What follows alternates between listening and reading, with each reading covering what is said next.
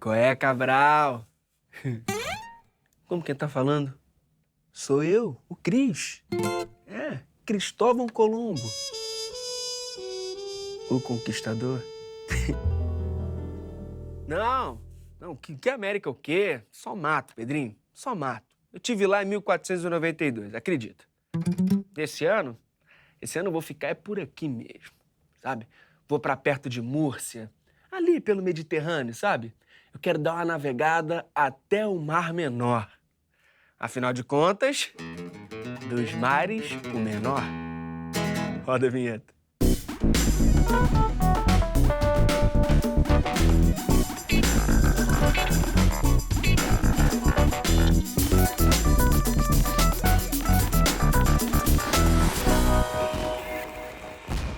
Hora do Enem no ar e hoje a gente fala de história. Já pensou em ser um historiador e trabalhar desenvolvendo games? Essa mistura é boa e quem explica como acontece é o professor Felipe Pereira, lá da Universidade Estadual da Bahia. Mas é daqui a pouquinho, porque agora eu chamo ele, professor Fernando Loureiro. Chega mais! Olá, Lândia. E aí, professor? Tudo bom? Tudo bem, seja Bom. bem-vindo. Muito obrigado por estar de volta. Professor, o assunto é Inconfidência Mineira e eu já tenho uma dúvida de cara. É Inconfidência ou Conjuração? Bom, aí depende, né? Normalmente a expressão Inconfidência é mais conhecida, né? Popularizada, né? Mas o termo Inconfidência ele é carregado de valor, né? Inconfidência o quê? Quebra de confiança, é traição. Aqueles homens teriam quebrado a confiança do rei, a confiança da coroa, teriam traído, que era o crime de lesa majestade, que era seríssimo, né? Já a palavra conjuração significa conspiração, homens que estavam se reunindo em prol de um objetivo, para organizar algo. Então, digamos, é um termo mais neutro. Você pode usar o termo Inconfidência, tudo bem, desde que você saiba, tenha noção do que ele significa, do juízo de valor que está por trás daquilo. Agora, professor, aproveita e explica pra gente o que foi a Inconfidência Mineira. Olha, a Inconfidência Mineira ou a Conjuração Mineira, né, foi um movimento, né, organizado por homens das elites de Minas Gerais no final do século XVIII, em 1789, que pretendiam organizar uma rebelião contra a colonização portuguesa, a dominação portuguesa ali naquela região, sobretudo de Minas Gerais, né, no ciclo da exploração de ouro naquela região, né. Na verdade, o movimento nem começou, né, nem começou a rebelião, porque um dos homens, um dos membros dessa conjuração, ou da Inconfidência, Joaquim Silvério dos Reis, denunciou as autoridades portuguesas que estava se organizando o movimento e os membros acabaram sendo presos antes que ela começasse. Mas quais foram as causas e consequências desse movimento? Olha, na questão das causas, a gente aí tem que olhar um pouquinho mais para o passado para entender, né? No início do século XVIII, a gente começou a ter o grande crescimento da exploração de ouro em Minas Gerais. O ouro foi descoberto no finalzinho do XVII, no início do XVIII a gente tem uma grande corrida para Minas Gerais, né? Uma penetração dos europeus, dos portugueses no interior de Minas Gerais para a exploração do ouro, e a coroa portuguesa vai atrás para cobrar impostos, para regular aquilo. E aí o governo português começa a criar uma série de impostos para controlar a exploração do ouro, né? Por exemplo, o quinto. De tudo que é produzido, 1/5 do ouro tem que ser dado para a coroa. São criadas as casas de fundição. O ouro tem que ser fundido, não pode mais circular o ouro em grama, né? O ouro em pó. E quando ocorre a fundição, o quinto vai para o governo, cai para a coroa, que a casa de fundição era administrada pela coroa. Só que você tem o período de 1740 até 1770, que é o apogeu da produção de ouro. 1754 é o ano que mais se produz ouro no Brasil. Só que a partir de 1770 a produção de ouro vai caindo, por causa do próprio esgotamento do ouro, dos aluviões, que era em Rio, né? Quando isso acontece, a coroa portuguesa quer continuar arrecadando. Ela diz que não, que é contrabando, que é o descaminho, e começa a criar novas leis, começa a apertar essa arrecadação de impostos. Vão criar, por exemplo, um sistema de cotas, né? Cada região de Minas Gerais, né, distritos de mineração, tem que dar uma cota. Todo ano tem um valor estabelecido em ouro que eles têm que pagar. Se não paga, não atinge a cota, a dívida vai acumulando. E aí o governo português poderia decretar a derrama.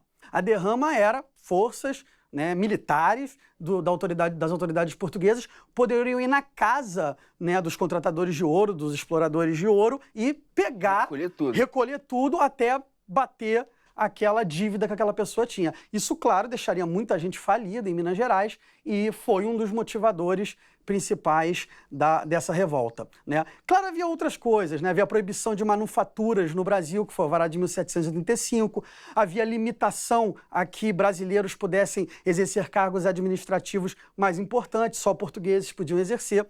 Havia uma série, então, de descontentamentos, né, de setores das elites de Minas Gerais com as autoridades portuguesas. E a abolição da escravidão estava nos planos desse movimento? Eles planejavam transformar Minas Gerais e o Rio de Janeiro numa república independente. Eles não estavam pensando em Brasil como um todo, o foco deles era Sudeste. Queriam uma república no modelo inspirado na independência dos Estados Unidos, né, incentivar a industrialização.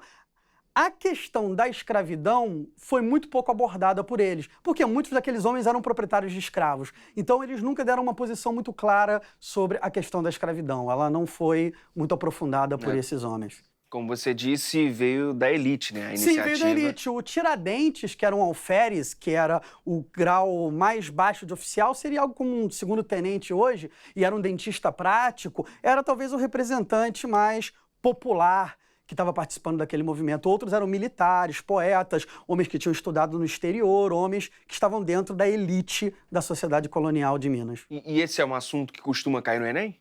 Ah, sim. A Inconfidência ou Conjuração Mineira foi um episódio muito valorizado na história do Brasil, sobretudo, como a gente vai ver, no período republicano, né, quando a Conjuração ou a Inconfidência Mineira ela foi ressignificada pelo regime republicano, né? O Tiradentes foi transformado num mártir da República, num primeiro republicano. Tanto que a gente vai ver a primeira cerimônia oficial comemorando a figura do Tiradentes em abril de 1890.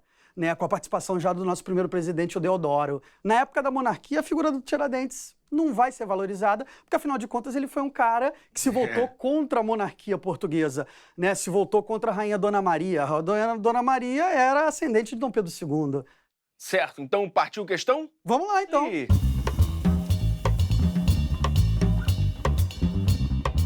Questão 82 do Enem de 2017, caderno azul, primeira aplicação. Professor, gentileza. Vamos ler aqui o texto. O Instituto Popular, de acordo com o exame da razão, fez da figura do alferes Xavier o principal dos inconfidentes e colocou os seus parceiros à meia ração da glória. Merecem, de certo, a nossa estima aqueles outros. Eram patriotas. Mas o que se ofereceu a carregar com os pecadores de Israel, o que chorou de alegria quando viu comutada a pena de morte dos seus companheiros, pena que só ia ser executada nele, o enforcado, o esquartejado, o decapitado, esse tem de receber o prêmio na proporção do martírio e ganhar por todos, visto que pagou por todos. A gente está vendo esse texto aí e a gente vai ver que ele é ali, ó, Assis M, é do Machado de Assis, né? É um texto da Gazeta de Notícias. É de 1892, né? Exatamente, ou seja, é um texto de 3 anos depois da proclamação da República. Então já é uma questão que está apontando na direção dessa retomada, da ressignificação que o Tiradentes recebeu pelo regime republicano brasileiro que estava nascendo ali na última década do século XIX. Então tem que estar ligado nessa informação. Tem que estar ligado nisso, né? Na verdade, essa questão está fazendo essa ligação da Inconfidência Mineira com a República Brasileira que está nascendo. Ela está falando de 2 períodos históricos aí, na verdade. Ele está colocando, olha, no processo de transição para a República, olha a ligação que a gente estava falando, a narrativa machadiana sobre a Inconfidência Mineira associa. Aí ele vai dar as opções para a gente.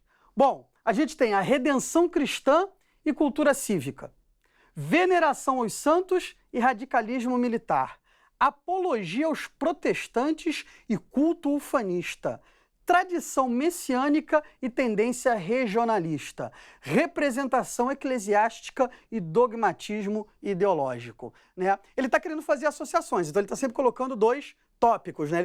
Lendo esse texto, a gente está vendo claramente, né, as conotações religiosas que ele está dando, né? Povo de Israel, Sim. Aquele que morreu pelos pecados, né? Então a ideia de redenção cristã está presente aí no texto do Machado. E, por outro lado, claro, a questão da Inconfidência, da valorização da figura do Tiradentes como um mártir da República pela independência do Brasil, está ligado, claro, à criação de uma cultura cívica, né? Que é uma preocupação do regime republicano naquela época, né? De inculcar a ideia da república na população, né? De um novo civismo descolado do civismo do período imperial, né? Então aqui o nosso gabarito fica a opção A, redenção cristã e cultura cívica. E vem cá, dava pra derrapar em alguma? Talvez, né, você poderia pensar uma representação eclesiástica ou dogmatismo ideológico, né? Mas assim também é um pouco difícil, né? Porque eclesiástico está muito ligado a uma igreja organizada. Ele não está falando aí de clero, de padre, né? Ele não está falando de uma igreja institucionalizada, né? E hierárquica, né?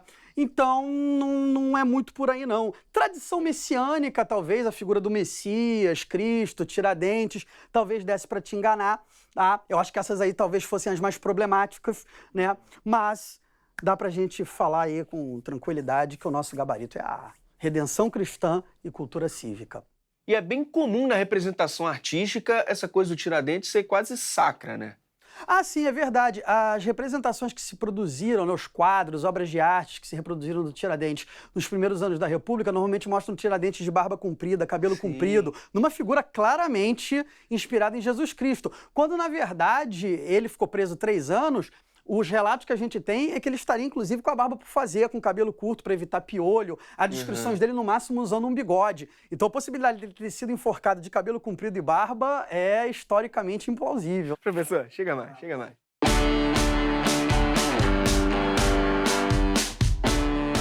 Existe outro autor possível de cair no exame falando sobre esse assunto? Tem um autor que já é clássico sobre a Inconfidência Mineira ou a Conjuração Mineira, que é o Kenneth Maxwell, que publicou A Devassa da Devassa no final dos anos 70, que é um livro clássico, que é usado em universidades e que tem possibilidade, claro, de aparecer no Enem. Além dessa dica, tem mais algum conselho para aquele estudante que não quer se enforcar? Olha, a gente tem filmes, né, também que foram produzidos com essa temática. Tem um clássico do cinema brasileiro de 1972, que é Os Inconfidentes, com José Wilker, dirigido pelo Joaquim Pedro de Andrade, em 1972. Um filme mais recente, de 2017, que também passa nesse período de Minas Gerais do final do 18, que é Joaquim, né, que a gente tem até aqui para mostrar em DVD, tá aqui.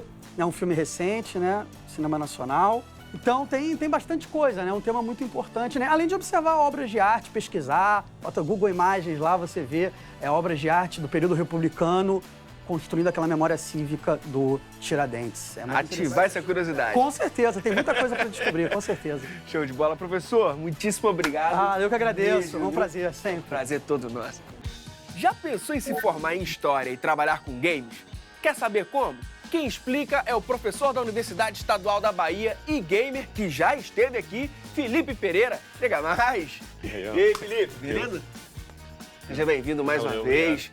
Bom, o pessoal acredita em sua grande maioria, que para trabalhar com games, você precisa ter formação em tecnologia da informação ou algo ligado a software. Mas você é formado em História. Quando que você descobriu que dava para trabalhar com isso? No meu caso foi bem acidental. Eu trabalhava na área de pesquisa mesmo, História, e caí em games por acaso. E com o tempo eu precisei me aprofundar nessa área. E sim, de fato, para trabalhar com games em geral, você precisa ter esse contato com a parte de tecnologia, ou pelo menos com a área de arte. Mas é possível, sim, através da História, você se encaminhar para essa área, porque o games é uma área muito multidisciplinar. Pois é, eu queria saber a história. Como é que a história aparece no game? Porque a gente acha que é algo bem distante, né? Não, a primeira coisa que a gente pode relacionar são jogos com temática histórica, né? A gente pega um Assassin's Creed, jogos dessa linha, que necessariamente precisa ter uma pesquisa histórica para poder ser desenvolvido. Outra possibilidade de inserir história nesse contexto são jogos voltados para a educação com conteúdo de história. Mas, para além disso, se a gente for pensar que jogos contam história, então a gente precisa ter essa relação com a narrativa, então história tem tudo a ver com a perspectiva de jogos, né? Bom, você falou que trabalha com games há 10 anos, mas você sempre foi gamer? Sim, eu jogo desde muito novo, mas trabalhar com games foi uma perspectiva mais recente, assim. Eu sempre pensei em trabalhar com história e o game aconteceu como profissão por acaso para mim. E o gosto pela história também vem desde cedo? Sim, sim. Sempre gostei muito de ler, sempre gostei muito de escrever textos, então esse contato com a história para mim já era uma realidade desde muito antes. O game aconteceu depois. Mas essa associação entre história e game só veio depois, né? Só veio depois e foi a história que me puxou para os games, na verdade, porque eu fui convidado para trabalhar em um projeto que tinha temática histórica. E aí me encantei com a área e abracei essas duas paixões, né? Pois é, quando você esteve aqui na primeira vez, estava terminando seu mestrado. Você estava trabalhando em um projeto e tal. Conta pra gente, como é que foi? Isso. Quando eu vim aqui foi um embrião de um projeto que a gente estava desenvolvendo, um jogo com a temática de Canudos, que agora eu tenho o maior orgulho de mostrar quase praticamente no final. A gente vai lançar ele agora em outubro, novembro, mais ou menos. Boa. A gente começou com essa perspectiva mais focada em Canudos e agora a gente fala mais do sertão. A gente usa o sertão como pano de fundo geral e tangencia outras temáticas para além de Canudos nesse jogo. É um jogo chamado Árida, é um jogo que mescla elementos de aventura e sobrevivência, que conta a história da personagem chamada Cícera, que vive nesse contexto, né, do sertão nordestino durante o século XIX. É um jogo que a gente está estruturando para ser episódico. A gente está finalizando o primeiro episódio agora e vai lançar o segundo episódio já no ano que vem.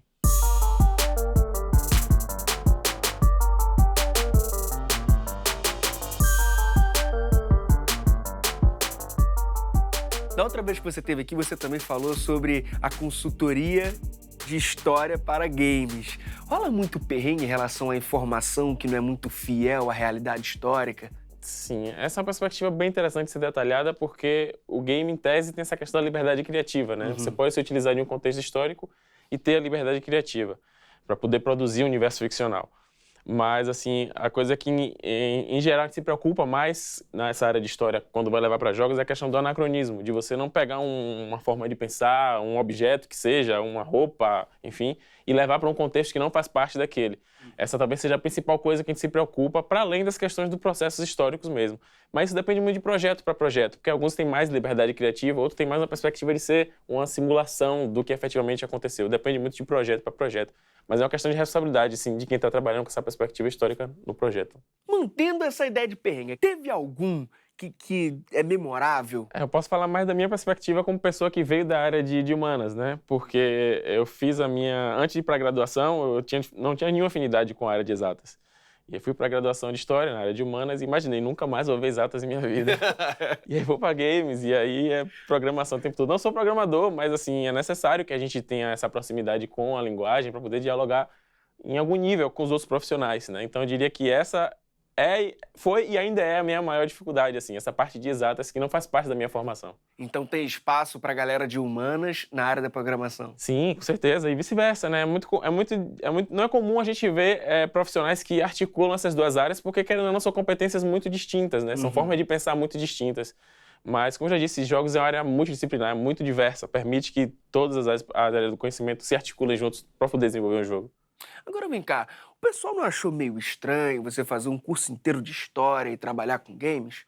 Como é que os amigos, a família, como é que é? Fica uma sensação de que foi um curso jogado fora, mas muitíssimo pelo contrário, justamente pelo que eu disse. Jogos é uma área muito multidisciplinar e, claro, a gente tem o primeiro contato com a área da tecnologia. A gente pensa em jogos, pensa em tecnologia, em seguida pensa em arte, talvez em som, mas também tem o lado humanista do jogo, tem a parte de discurso, tem a parte de conteúdo propriamente.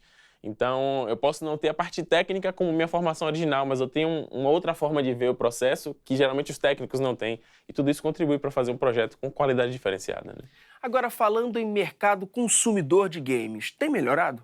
Sim, substancialmente aqui no país. A gente está saindo cada vez mais desse status de consumidor apenas para ser desenvolvedor também. Já conseguimos ter alguns títulos de sucesso feitos no Brasil internacionalmente. Isso na área do entretenimento e na área do desenvolvimento de jogos educativos também, né? Já a parte da pesquisa sempre foi bastante forte aqui no Brasil, agora a gente está crescendo bastante também na parte de desenvolvimento. Bom, vejo que você tem se dedicado muito aos games, mas não tem deixado a história de lado. Mas eu fiquei sabendo de um curso sobre formação em jogos que você dá. Conta pra gente um pouco. Exato. É a primeira graduação na área de games lá no estado da Bahia, né? A graduação tecnológica da UNEB, Universidade do Estado. É muito simbólico pra gente, porque é um dos poucos cursos na área de jogos gratuitos que tem no país. É uma área que ainda é muito restrita. E assim, lá eu participo como professor. Obviamente, na minha área do conhecimento, não dou aula de programação, porque não é a minha área, mas nas áreas que envolvem game design e outras áreas de projeto, etc., eu participo. É muito importante pra gente, né? Porque a gente começa a perceber o efeito de ter uma formação específica, né? Diferente de como foi da minha geração, que foram pessoas vindo de outras áreas que migraram para jogos. É diferente quando você tem uma formação específica. Acho que isso vai repercutir no mercado local daqui a alguns anos. Isso tem evoluído, né? Antes era visto com um certo preconceito, digamos assim, games e tudo mais. E agora, mostrando que tem uma escola, aumenta, né? Valoriza. Exato, é uma graduação, um status de graduação como qualquer outro. Ainda passa por muitas dificuldades de percepção do que é efetivamente dentro da própria universidade. Mas é uma coisa que tem a ver com a novidade da área do conhecimento. Jogos é uma área muito recente, tanto do ponto de vista de entretenimento, quanto do ponto de vista de pesquisa mesmo, de estudo. A gente vai quebrando essas barreiras aos pouquinhos. E quem pode participar do curso? O curso ele é livre, até onde eu sei, tanto lá na Bahia quanto em outros lugares, não tem uma demanda de você ter uma expertise específica, porém a gente recomenda muito que você já venha com alguma bagagem mínima técnica em alguma das áreas, né? Em arte ou em programação. Por quê? Porque ele é um curso muito generalista, são 3, 4 anos para ver muita coisa, então quando você já vem com a mínima bagagem, é melhor. E hoje em dia está tudo muito acessível, de certa forma, né? Com a internet você consegue ter acesso às ferramentas de desenvolvimento, para pelo menos você conhecer um pouco antes, para quando entrar na universidade você ter essa possibilidade de ir mais profundo.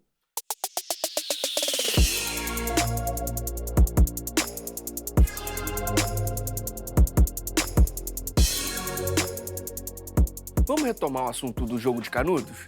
Eu quero saber das fontes. Que fontes você utilizou? A gente começou, não podia deixar de ser, né? Eu sendo historiador, a gente foi pelas fontes bibliográficas inicialmente. Eu entrei em muito contato com pessoas que pesquisam esse conteúdo, a perspectiva básica do projeto mesmo, essa pesquisa bibliográfica. Mas em seguida a gente foi para outras áreas. A gente foi para HQs, a gente foi para a produção audiovisual nessa área de sertão, que é muito grande também, na área de filmes, documentários, etc. E pesquisou também alguns poucos jogos que existem, né? Então a gente tenta fazer uma referência de fonte que seja tão ampla quanto possível para poder dar conta desse universo ficcional. E como estão as pesquisas acadêmicas sobre games e história? Games já podem ser considerados fonte histórica? Essa é uma questão a ser discutida do ponto de vista de fonte histórica, né? Porque a área do conhecimento de história ainda está em processo de reconhecer tecnologias em geral, não falo nem só jogos. Eu acredito que isso vai acontecer em algum momento. Sinto assim como exemplo o meu próprio jogo. Quando fui fazer o próprio jogo da gente, a gente teve que pesquisar outros jogos. Eu imagino que daqui a alguns anos, quando alguém for fazer jogo com essa temática, também vai pesquisar. Claro que é uma pesquisa de conteúdo, mas que reflete também o processo de quem estava criando o jogo, o discurso que está ali inserido, a perspectiva histórica que está inserida no projeto. Eu acho que isso é uma discussão para a historiografia pensar daqui a um tempo. Eu acho interessante. E do ponto de vista de pesquisa, sim, está desenvolvendo muito nessa parte, especialmente na relação com pedagogia, né, aplicação de jogos em sala de aula. Lá na Bahia mesmo a gente tem muitas pesquisas, muitos pesquisadores, mas é interessante agora que a gente começa a ver pesquisas com base historiográfica voltadas para jogos. Então, teve um doutorado recentemente lá na Federal do Estado da Bahia, na UFBA, onde um pesquisador estudou algum dos jogos de guerra famosos para entender qual é o discurso que estava inserido naquela narrativa ali. Então a gente vê que a própria área do conhecimento de jogos começa a entrar em outros processos, no caso da história, por exemplo. Para encerrar, qual é a dica para quem quer se aprofundar no assunto, quer trabalhar com isso também? A primeira coisa que eu falaria para quem quer trabalhar com jogos é entender de forma geral como é que o mercado ele se articula, quais são as funções que tem, porque é uma área que tem muitas habilidades que você precisa ter. E se você tentar dominar todas elas, provavelmente você vai se frustrar, porque é muita coisa e você tem pouco tempo de vida para poder desenvolver isso tudo. Focar, né? Focar. Eu diria que é você assim, entender um pouco de tudo, mas saber qual é a sua habilidade específica. Fora isso, buscar as ferramentas de desenvolvimento. Hoje em dia tem muita coisa free, muita coisa acessível. Se for no YouTube, hoje em dia, com tempo e com disposição, você aprende muita coisa. Então, eu diria que era o próximo passo. Em segundo, é se articular com a rede que faz parte da sua cidade, do seu estado, pessoas que já desenvolvem há algum tempo. Isso vai fazer diferença no seu processo. Felipe, muitíssimo obrigado mais uma vez por esse bate-papo. Bate-papo maneiríssimo. Volte sempre que tiver novidade, beleza? Só chamar. Valeu, obrigado mesmo. Valeu, até mais. E é isso, galera. Nosso canal tem várias entrevistas legais como essa. Então corre lá, youtube.com/TV Escola. E até a próxima. E no próximo bloco, mais uma vez, no próximo bloco,